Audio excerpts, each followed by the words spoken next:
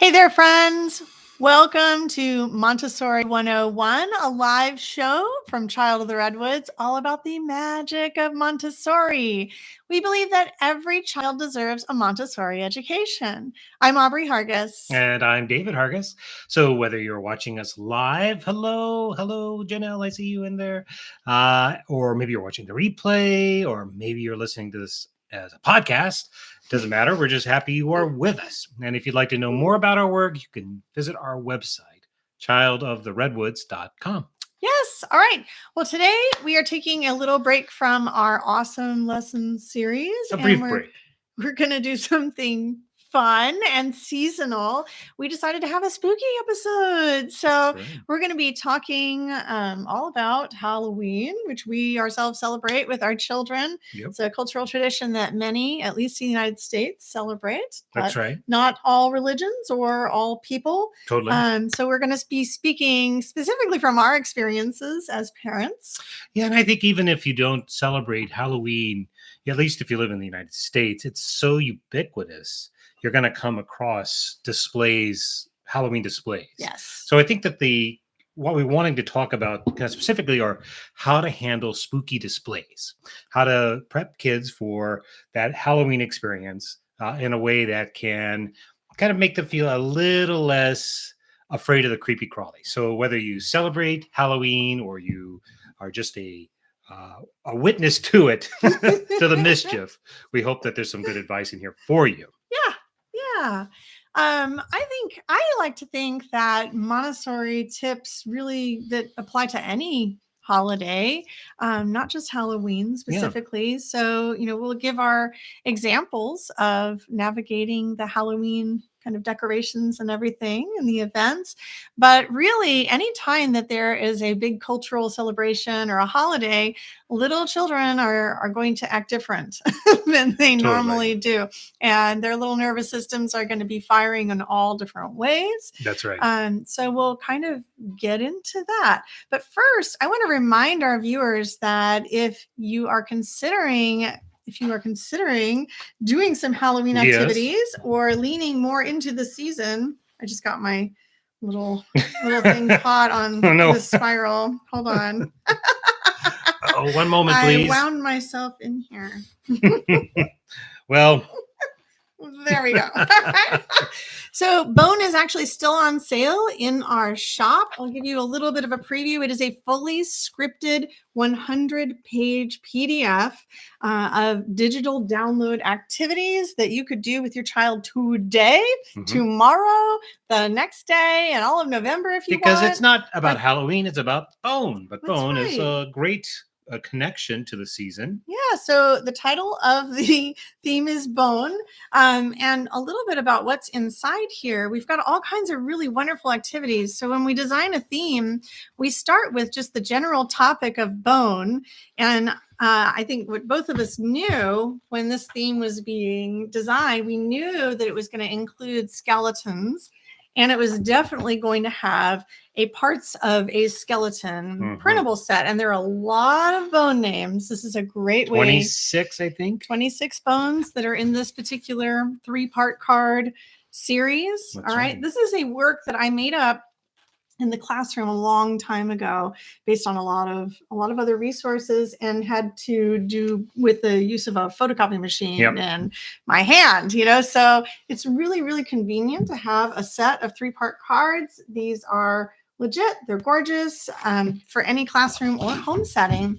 And also in these, another really cool thing that we have that is a David original design is we have a bone to the shadow of the animal matching activity. Yeah, these are fun. You figure out what silhouette. They're so much fun. The kids, our feedback from this unit, the kids really, really love these in particular, matching the shadow of the animal to the skeleton of the animal. Some parents have cut them out, the skeleton. If you can see the skeleton, they'll cut the skeleton out so the child can actually put it inside this black shadow. Some just match card to card, but there's I think set. there's 10 different It's a nice critters. little set. You can see the elephant bones in here. Giraffe. Yeah. A dolphin. We have a dolphin in there. So fun. And then we also include a lot of math printables in these themes. A lot of people don't realize that the way we teach math when we're talking about thematic units is to weave them into the lessons themselves. Right. So the idea, if you have a set of golden beads at home or colored beads, like we recommend, every child, I think, should have a set of beads, some kind of beads in their home. But just in case you don't, we give you really clear instructions, and we'll actually create the printable materials in here that you need for that lesson. So if you don't happen to have a set of these sweet little arrows or tickets that we use for counting, in large ways, and if you don't happen to have a set of enough 100 squares to count that many, what we're doing here is we're actually counting all the way up to the number 300 because why? Why are we counting up to 300? Why not 1,000? Why not? Because we're counting bones. Because we're counting bones. And how many bones are in the human body?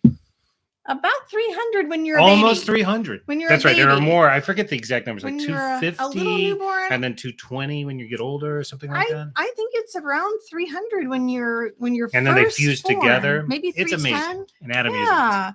So what a great opportunity to use the Montessori materials themselves to make that connection with children. So all of that and more is included. Yeah, we have a story about Madame Curie and the invention of the X-ray. The X-rays. We have. And we also give a really nice little nod to Dia de los Muertos. That's where this. If you've been a long time viewer, you've seen our little paper flowers back here. These are the directions are actually were first created in this pattern. The directions are actually right inside here. Yeah, there we go. Show you how to make these little paper marigolds so your child can follow the directions. It's very, very clear. It's teaching them how to follow directions in something that they really can do, either with help or by themselves if they're older.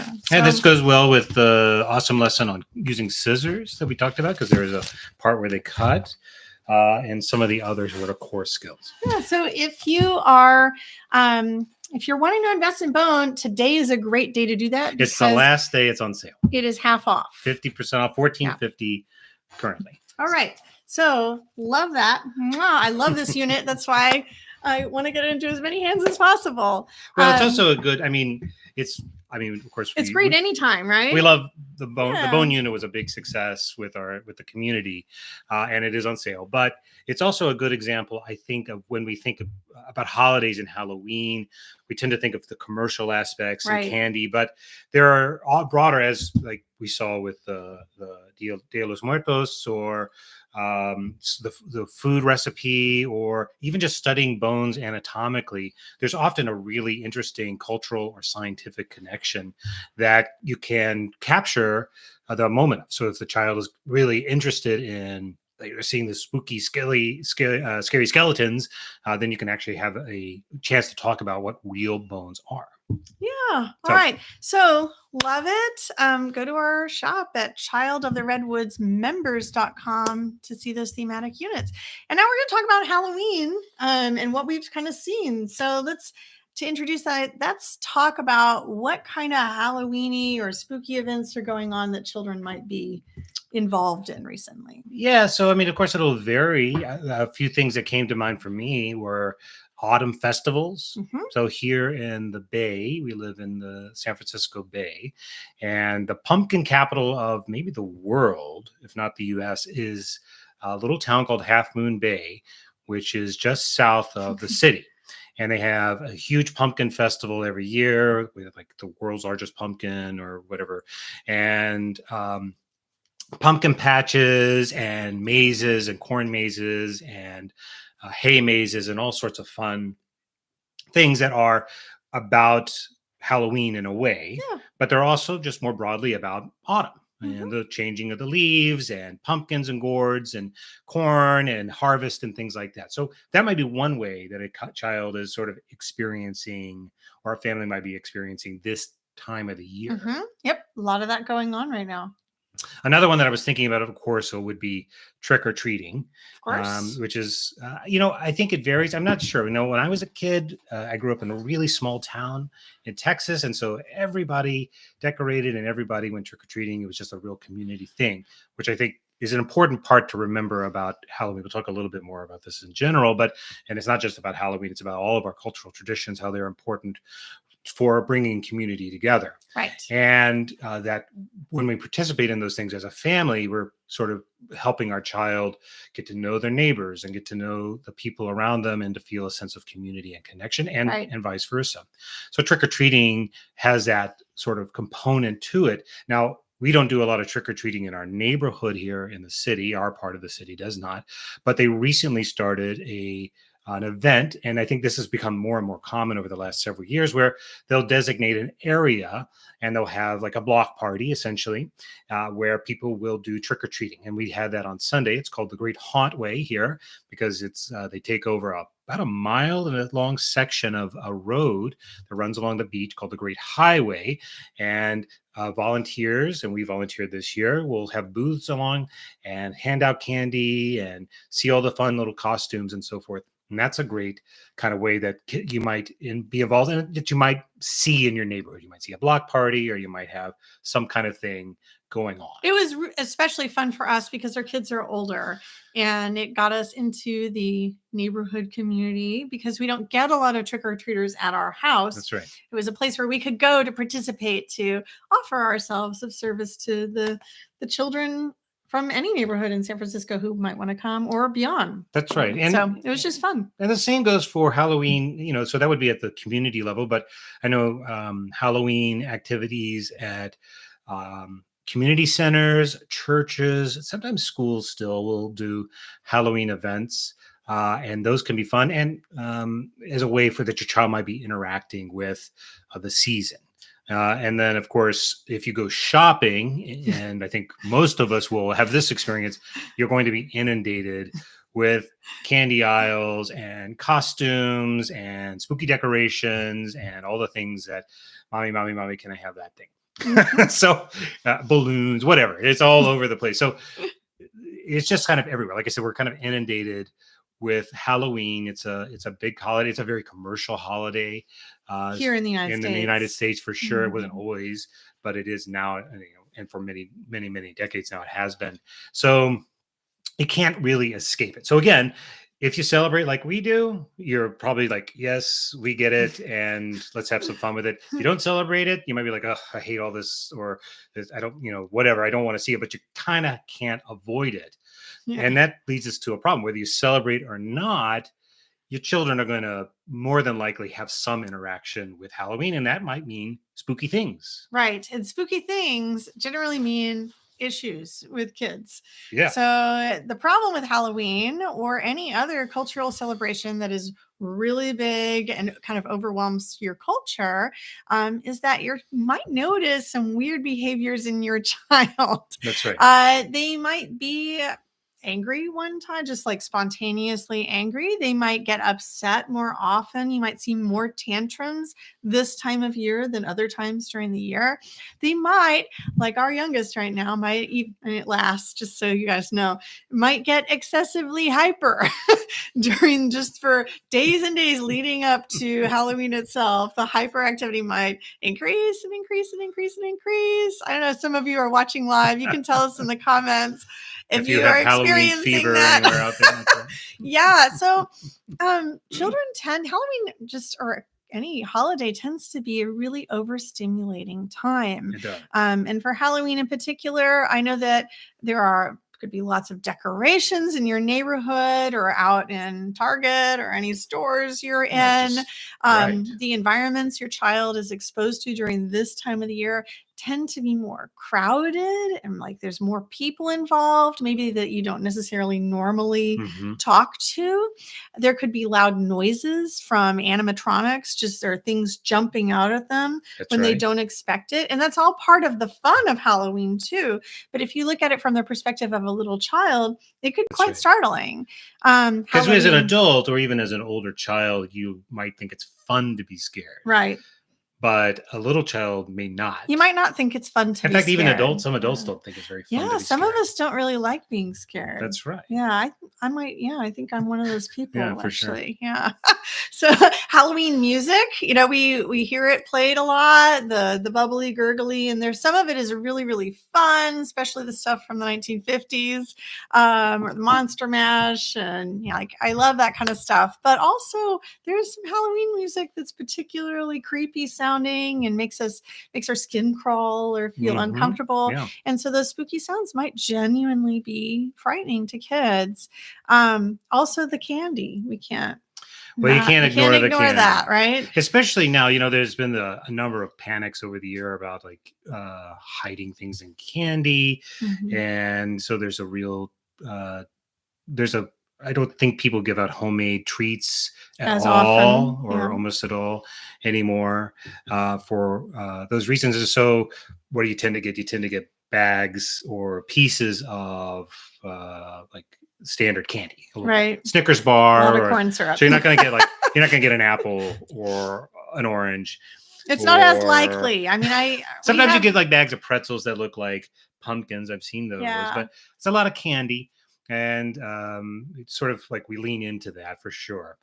Now, of course, we all know candy makes kids hyper, right? Well, we witness it, right? We certainly do. We sure do. As if you talk to parents and ask them if candy or sugar will make their kid hyper, generally most of us say yes. Sure. But when they actually do studies of children's behavior and give them pieces of candy and see, does it make them hyper or does it not? There's to my knowledge, there's no clear study that says sugar makes kids hyper. Yeah. But what we do know is that little bodies especially are very sensitive to what they eat. And so, I don't think it's unreasonable to just expect that the things that they eat are going to affect their behavior. That's right. And certainly the event that causes all the candy giving and the candy eating, and especially if the candy eating is excessive, like it is to many kids, will just eat lots and lots of candy at once. We definitely notice that affects behavior in our kids. Absolutely. Yes. So that's one big problem with Halloween is that it's very overstimulating. There's an excess of a lot of things. Another problem is that often we don't prepare our kids properly for it. We don't include them in the decision making. We, the choosing of the events, we often choose for them where we're going trick-or-treating, if we're going trick-or-treating, and sometimes even what their costume is going to be. Although I think parents tend to ask and ask and ask and ask, and I think a lot of kids get decision paralysis, totally. Because it feels like it's important, but they don't really know why yet. A lot of kids don't know what to expect, especially the little ones. Maybe they don't even remember last Halloween because they tend to be in the present moment. And last Halloween may seem very far away to them. They might not really remember. Or they remember little snippets of it that don't connect to a whole. Right. So you might take your kids out for trick-or-treating, fully expecting that they've done this before and they know what to do, and find that they're making all kinds of faux pas. They're forgetting to say thank you. They get scared when it's time to knock, or they knock inappropriately on purpose, or they just, or they step in the people's gardening stuff, like their kids are tromping in their rocks, or our kids one time really got into, they were like, wow, these people have a lot of gravel. And they started gathering it up into a pile, and we're like, no. It doesn't belong to us, So there's a lot of little things that could happen when you're walking in your neighborhood, and especially in the evening when the environment's real different and things are feeling very intense. Well, and it's all set up to be spooky and surprising. And so lack of preparation is kind of inherent to the idea of the holiday. And again, that can be fun to an older person, like an older child or an adult, if you like that sort of thing, in moderation, right? Because you as an adult know that it's fake scary. Right. You're not really in danger, but to a little child, that's not the case. That lack of, if you're not helping prepare them, it kind of can be doubled in the Halloween season because it's sort of in a way about surprises. Right. Right.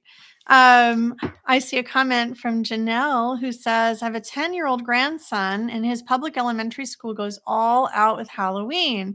So there, for one, just write that one thing is intense stimulation That's right. that you 100% cannot control really as a parent unless you just decide not to send your kid to school that day. That's right. It's really out of your control.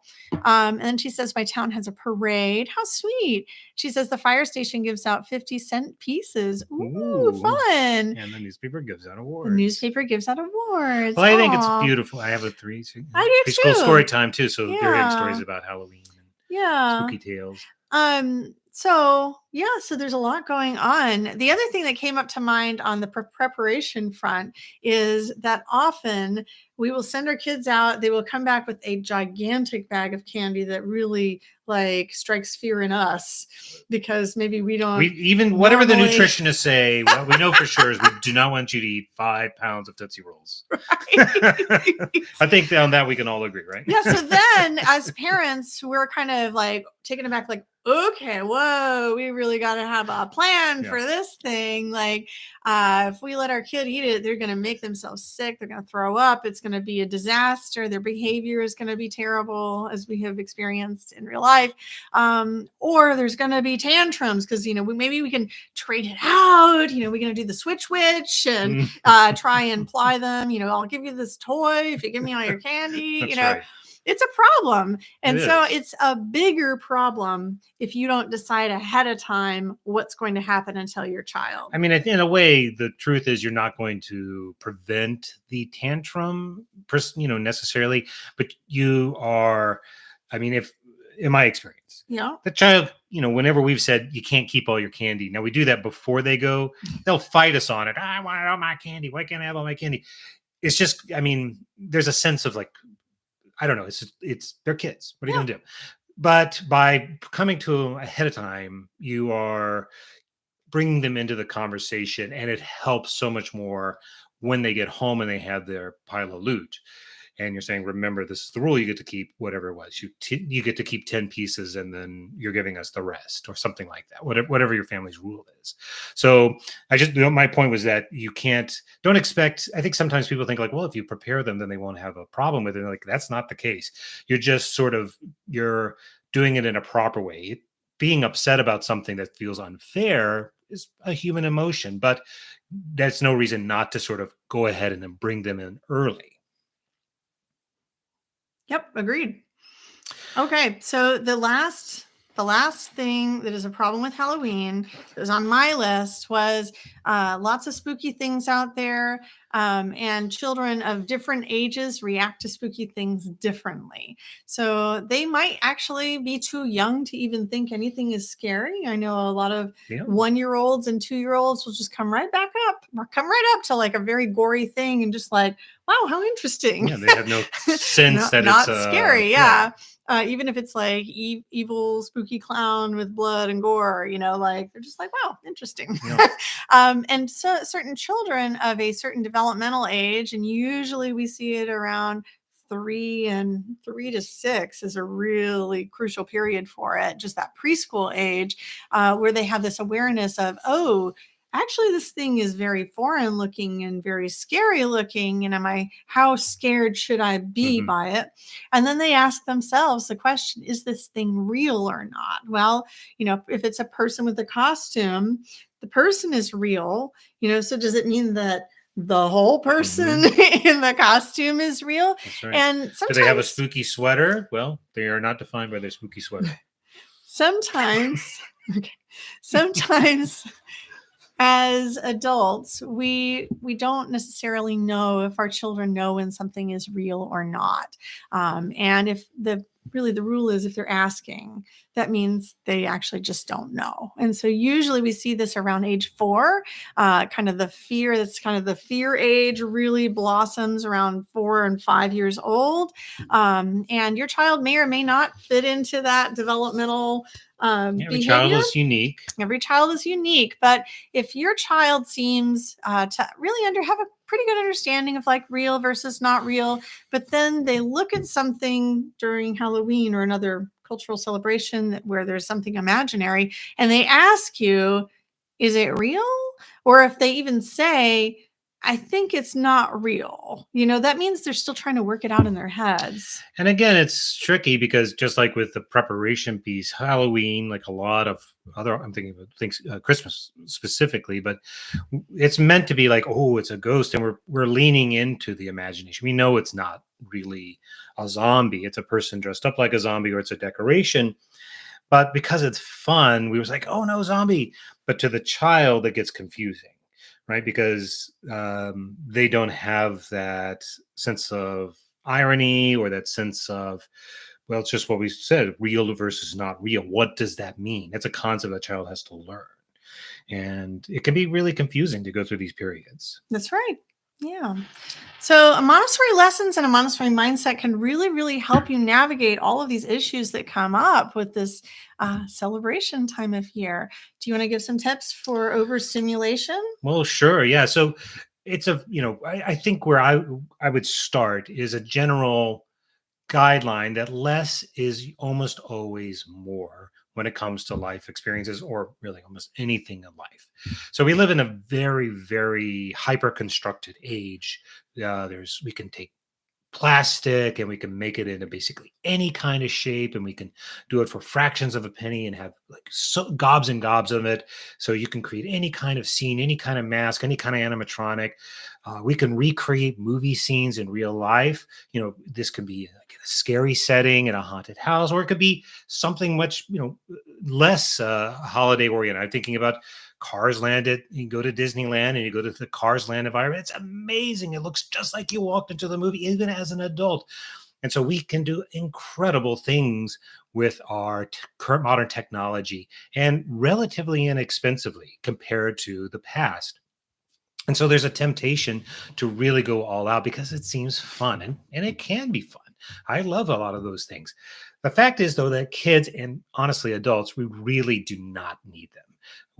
These things were made more for adults or older kids, and honestly, they're usually made so to make companies some bunch of money. So the idea instead is we want to encourage children in their imaginative play over the constructed play that is all around them. We want to lean into handmade things. We want to lean into non-licensed things. We want to play calming music to help them sort of feel less stimulated by that big surrounding. We want to stick to our routines as much as we can. If they're in a great big crowd, we want to keep them out of those great big crowds if it's overstimulating to them. And we want to focus on simple things like the overstimulation, the hyper constructed world that we live in, that is really not natural to us as people, as human beings. We don't have to embrace it to the fullest extent. We can take a little bit and then go a long way. And I'm thinking specifically about our experience at the Great Hot Way this weekend. We had our booth, and we had set out our big giant pumpkin. We had a huge pumpkin that everybody wanted to come and see, that we bought at Costco of all places. And we had happened to bring a a big toy spider. And we just had grabbed it at the end. And it has these little wiry legs and a string. And we're like, oh no, we should have taken the string off. It was completely by accident. So we just kind of set it down and pulled the string, and it kind of hopped. And just at that moment, a child comes by, and they're fascinated. They want the spider more than they want a candy. They are scared, or they want to touch it. Is that real? Come, you can pet it. It's my pet. Or is it real? No, it's my real pretend spider. Talking with the child, they loved it, and it was completely accidental that we had this. We didn't actually come meaning to have a little toy spider, big toy spider dance, but it's just a perfect example of how small things that lead to creative outpouring can be so much more powerful than the most highly structured environment, or sorry, highly scripted, highly constructed environment out there. And those little things really, really explode. And so when we give kids space for that, smaller crowds, more time for imagination, more time for simple things, they can have a much bigger emotional impact. So one of the ways that I would handle holidays is by remembering less is more. Yeah, love it. Love it. How about you? What do you've got? Well, I think that from the Montessori perspective, less is more is good, but we could also probably add, what are we doing to prepare our environment for success? So as a Montessorian, I would think I can give a little nod to the season and say, yeah, let's have some Halloween fun, but let's do things that are calming to the nervous system. So one of the things that we do in Montessori that's very, very calming, that's actually calming for everyone, is to do a practical life activity. So here's a pumpkin. So every year, David and I actually would do this at our home. We would just get the pumpkin that we have at our house and spend some time scrubbing them. If you look on that table, do you see the little scrubber that I brought down? Yeah. Yeah, so I'll show you the setup that was most successful at home is little pumpkin on a tray. So that'll be the tray. There's our tray. And then a little bowl about this size that fits your little scrubber. And here I just have our vegetable scrubber right here. It's the same one that we use in our kitchen. And then a little bowl. And what you're going to do is you're going to put a drop of dishwashing liquid or a spray of power wash, whatever you're using, and a little bit of warm water in there, just so that your child has enough soapy water in there to dip their scrubber brush and then scrub their pumpkin. And it can be really fun if your pumpkins especially have had some time out in a field and they're kind of dirty, or even if you wanted to make it fun for your child and go outside and rub a little dirt on it, so that they're actually scrubbing off the dirt. It's kind of fun. But even if your pumpkin is as clean as our pumpkin right from the store, it's still really, really fun to dip in your scrubber and then scrub that pumpkin. It's going to get all bubbly and sudsy. And the more bubbles, the better. The more they scrub, the bubblier it gets until you have a big bubbly mess. And then, but this work isn't very messy because then you just take a towel and you just wipe it off. Because you're going to moderate the amount of liquid you put in there, right? And you're going to give them a workspace. So it's and so that's a real deal Montessori activity too. It is. Right? You could do that one over and over and over and over. And you could also do it. Speaking of bone, you could do it with bones. That's right. So if you happen to have a I don't know, like a dog bone or something made out of real bone, or a real bone. Yeah, if you find a bone in the woods. Yeah, find a bone. Our oldest recently just said, you know what, I really need some bones for my Halloween costume. We do this a lot. We collect a lot of bones in our family. Our forest Go back and watch our Montessori Essentials. Yeah. I think we did one on bones. Our forest friendly children collect a lot of bones. So our oldest said recently, hey, I need some more bones for my costume. Could I go to the butcher and buy, would they sell me just a big bag of bones that I could come home? And I said, we don't have time to bury them and let them decompose. We'd had to start this project last year.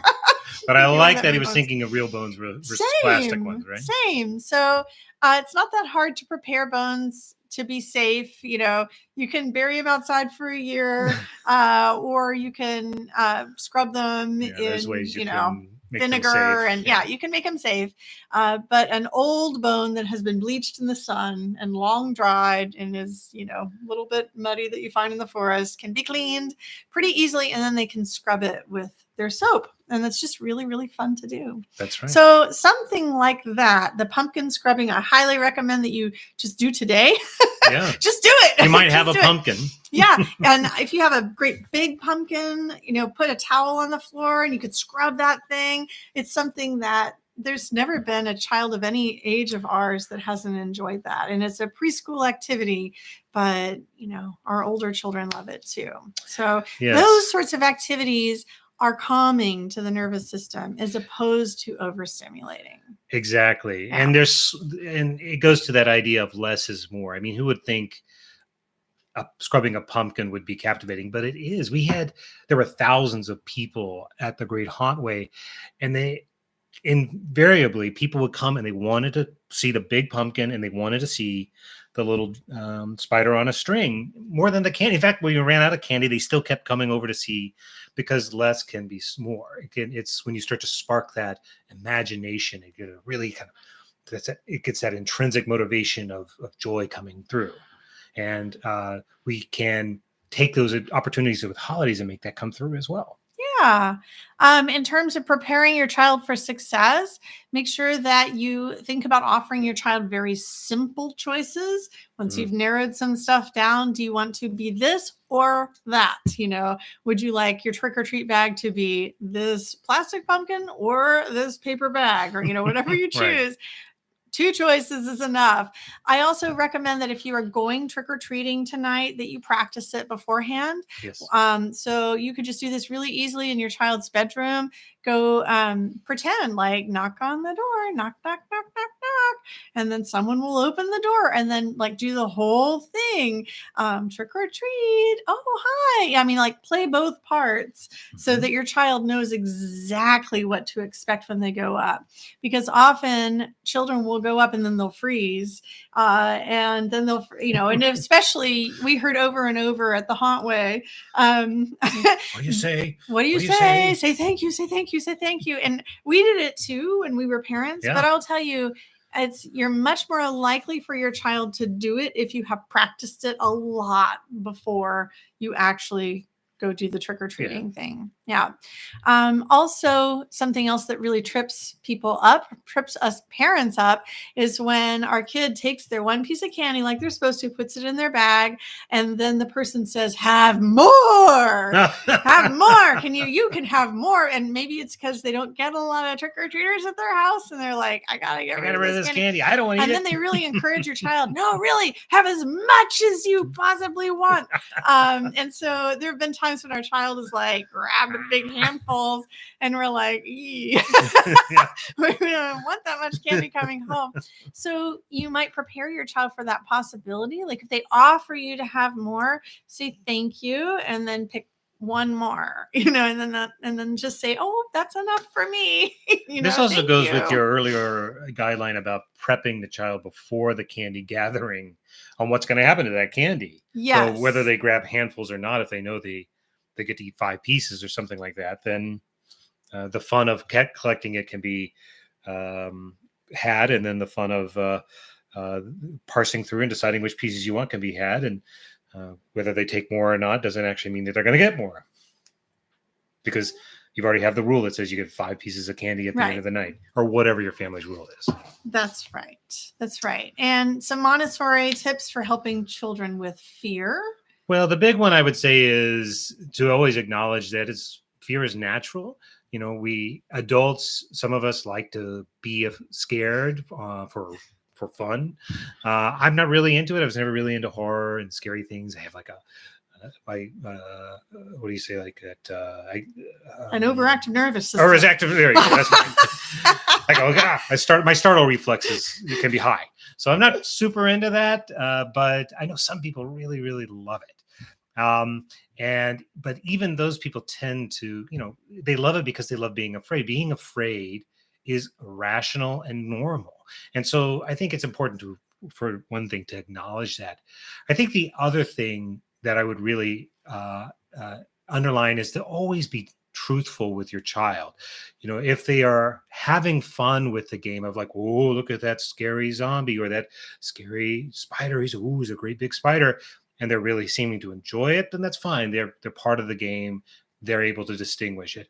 But if they seem genuinely afraid, you should tell them the truth. It's just a toy. See if the other person will sort of go along with them, take off their mask, or let them come and touch the thing. So we would let them pet the spider if they seemed a little bit afraid of it, to sort of see that it was soft and it was just a toy. And related to that is, don't force them to engage. Sometimes I think as parents, and I know I have felt this before, where you get a little bit maybe embarrassed because you're there in the moment, and they start to shirk away, or maybe they start to act out in a funny way, and you kind of start to get embarrassed, and you're like, oh, it's okay, just go on and have fun, go have fun. They're not having fun, and that's okay too. No one will judge you, and if they do, then they're not your friend.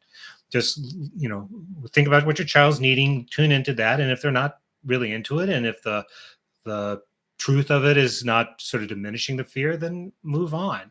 I'm reminded of specifically of, I remember one time we went to a theme park or something, and there was a little guy who definitely did not want to ride this particular ride. And the rest of the family was there, and they made the child ride it. And I thought, probably not a great experience. The child may, they got through it. They weren't harmed physically. I understand why. We've been in that position before, where you have one child who's not ready to do something that the older children want to do, or you as an adult want to do. Sometimes you just have to bite the bullet and say next year. And that can be true for Halloween as well as riding the scary ride at the roller coaster park, or going to sit on Santa's lap, or whatever. All right. Did you talk about telling the truth? Yes. What would you add to that, though? I guess I would just add that we have this feeling like when we play these games with our children, whether it is Santa or whether it is a spooky spider, that we're supposed to keep up the game for children. There are witches in the air, and it's fun to us. But if children start asking, or if your child seems to not know, that it's okay just to tell them outright, this is not real. This is for pretend. And do you want to pretend? And you can ask them and empower them. And if they don't, then you don't. You can say, okay, well, we can do something else, or we don't even have to pretend that there are witches, or, spiders are real. And so the other thing is, if your child, if something is real and it is creepy, then you should teach them about it. That's right. Like bones, right? Yes, bones are real. Exactly. You can teach about bones. We all bones have them. are real. Skeletons are real. Dancing skeletons that dance by themselves are not real, but skeletons are real, and you can definitely research that. You can also research spiders and the creepy crawly things that are real, even if these puppets, spiders, or animatronics are not. Then you can definitely lean into the real, and sometimes that helps children to overcome their fear of that thing. That's right. By doing more research about it and learning the truth.